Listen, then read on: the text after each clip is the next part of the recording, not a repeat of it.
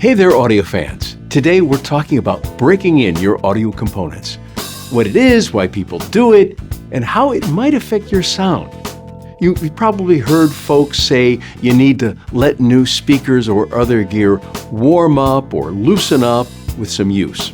We'll explain where that idea comes from and how to go about it, all in a friendly, no-nonsense way. First of all, what do we mean by break-in? In audio, break-in or burn-in is the idea that a new component's sound can improve after a period of initial use. Think of it like breaking in, say, a new pair of leather shoes. They might feel stiff at first, but after you wear them for a while, they flex and fit more comfortably. Similarly, many speakers out of the box have stiff suspensions, the spider and surround that center the cone. After some hours of playing music, those parts can loosen slightly. The result? The speaker might produce bass a bit more easily or sound a touch smoother once it's bedded in. The changes are usually subtle and happen mostly in the first hours of use. Breaking in a speaker won't turn a bad speaker into a good one, but it can relax that initial edge off the sound. Okay, now we're going to get into the sciencey part of it. But don't worry, because on my block, I'm known as Mr. Know-It-All. So why does break-in happen at all? Well, for mechanical parts like speaker or headphone drivers, it's mostly physics. When brand new, the flexible parts like the speaker's spider and surround can be a tad stiff from the manufacturing process, often coated or impregnated with resins. Playing music moves these parts back and forth thousands of times, which can make them a bit more compliant or flexible. In one study, engineers found a driver's compliance, its willingness to move, increased by about 5 to 10% after an initial workout. Now that led to slightly lower resonant frequency and smoother bass response. Essentially, the speaker settles into its intended performance. Importantly, reputable manufacturers know this. They often precondition or test drivers at the factory. So by the time you unbox them, they're mostly ready to rock. Think of it like car makers test driving a new engine. However, even with that, some enthusiasts still notice a subtle change over the first few days of listening as things finalize. The good news is, you usually don't have to do anything complicated to break in your audio gear. Simply using it normally gets the job done. But if you're eager to speed up the process, or you're just curious, here are some simple tips. Play music at moderate volume. Put on a playlist of varied music or use a specially made burn-in noise track like Pink Noise, which has equal energy per octave. It's great for a thorough workout. Don't crank it to 11. Very special because if you can see, Yeah. the numbers all go to 11. A medium sound level overnight or for a few days is fine. You want to exercise the components, not damage them. Time frame. Many audiophiles suggest somewhere around 20 to 50 hours of play for noticeable settling, though some swear by 100 hours or more. In reality, most of the big changes, if any, happen in the first few hours to a couple of days of use. After that, any further changes are usually very slight. Set it and forget it. You can just enjoy your music daily and let break-in happen naturally. Or if you prefer, run your new speakers or headphones in another room with a music loop when you're not listening. There's no special ritual required, just time and sound. Now here's one big don't. There's no need for extreme methods like looping high-level test tones at unsafe volumes. Normal use does the trick and it won't risk your new gear.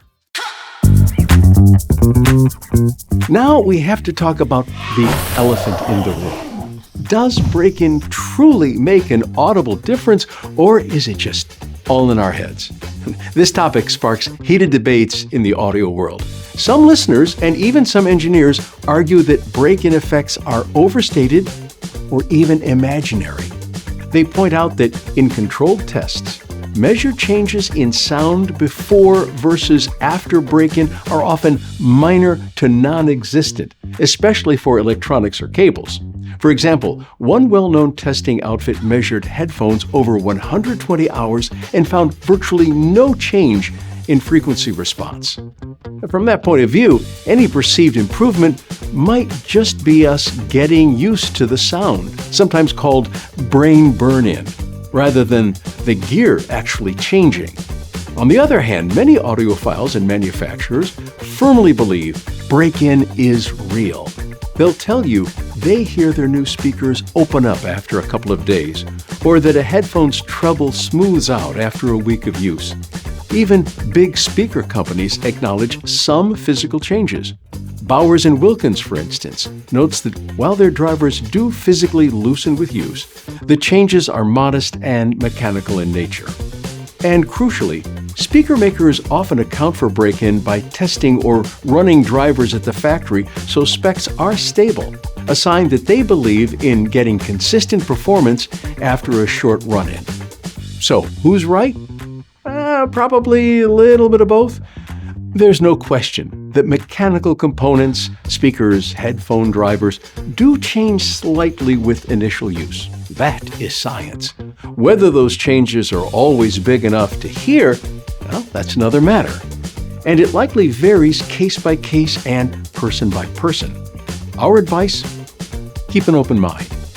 Measurements are important, but our ears are the final judge for enjoyment. If you hear an improvement after break-in, great, you're not wrong for hearing it. And if you don't hear one, that's perfectly okay, and it doesn't mean your ears are bad. In the end, audio is about what sounds good to you. So, what about you? Have you ever broken in equipment? And if you have, did you notice any different sounds? Did anything improve? Or are you planning on breaking in equipment? We would love to know the results. So please, comment below, tell us what you think. Is it real? Is it just our imagination running away with us? Now, what about headphones? They're basically small speakers strapped to your ears, right? Indeed, headphones, especially high-end models like this, with dynamic drivers, can exhibit break-in effects as well. The driver in a headphone has a mini suspension that can loosen slightly over time, just like a speaker's cone suspension, only on a smaller scale. Also, the ear pads might soften and conform to your head with use, which can subtly affect the sound seal and bass response. So, what sonic changes might you notice as headphones break in? Often reported is a smoothing of the highs, for instance. If a brand new pair sounded a bit bright or harsh, it may mellow out after 20 to 50 hours of play. You might also perceive deeper and tighter bass once the driver is flexed a bit, as well as a more open sound as everything relaxes. To be fair, not everyone agrees on this. Some say their headphones sounded great from day one with no obvious change, and tests haven't found dramatic differences. But plenty of enthusiasts do hear improvements. If you get a new set of cans, it can't hurt to give them a solid week of regular use before making any final judgments. At the very least, your own hearing adapts during that time, and you might find you enjoy the sound more after the honeymoon period either way. A fun tip for breaking in headphones: you can leave them playing music or noise at a moderate volume in a drawer or on a desk when you're not using them. Just make sure you're not bothering anyone. Come back in a day or two and see if you notice anything different. But remember, the biggest factor is you're enjoying your music, so you don't have to fixate too hard on listening for changes. They will be subtle at best. Just enjoy the tunes, and if one day you suddenly think, hey, these sound sweeter than before, then congrats. You've experienced headphone break-in, be it real or perceived. All right, now onto one of the most controversial topics in hi-fi: breaking in cables. Things like your interconnects, RCA or XLR cables between components, and speaker wires. If the idea of breaking in solid metal wires sounds a bit odd, you are not alone, my friend. This is an area where opinions are extremely divided. Some audiophiles report that after dozens of hours of signal running through their new cables, the sound character changes for the better. Maybe the treble gets a little smoother, the music's timing or pacing feels more coherent, or the overall presentation opens up. They'll say that initially, a cable can sound slightly constrained or bright, and after a week or two of use, it relaxes into a more natural, flowing sound. Proposed explanations for these changes ranges from dielectric relaxation to conductor crystallization. The theory goes that the cable's insulation, dielectric, might chemically or electrically settle when it's been exposed to an electric field for a while. Perhaps the microscopic molecules in the insulation rearrange into a more uniform state, reducing any signal distortion. Others suggest that as current passes through the metal, it could marginally realign the crystal structure of the copper or silver conductors, improving conductivity on a tiny scale. Now, if you ask many engineers or do a scientific test, you'll likely be told that cable break-in is largely imaginary. The electrical properties of a cable, resistance, capacitance, etc., shouldn't change in any meaningful way just from music playing through it, especially not in a direction that improves sound. In fact, one technical article humorously noted that to permanently alter a cable's properties via signal, you'd basically have to pump so much current that you'd heat up and melt the wire.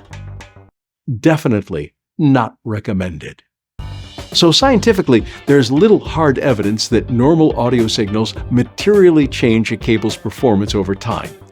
Any perceived change might again be our ears adjusting or other factors like the gear warming up, etc. Our take? If you believe your new cables sound better after a week of use, well, there's no harm in that. Cable break-in, real or not, never hurts your equipment. So if you want to let your cables settle by playing music through them for a while, go for it. It can even be fun as an attentive listener, kind of like a wine enthusiast letting a bottle breathe and seeing if the flavor opens up. Just keep in mind that this is a very subjective area.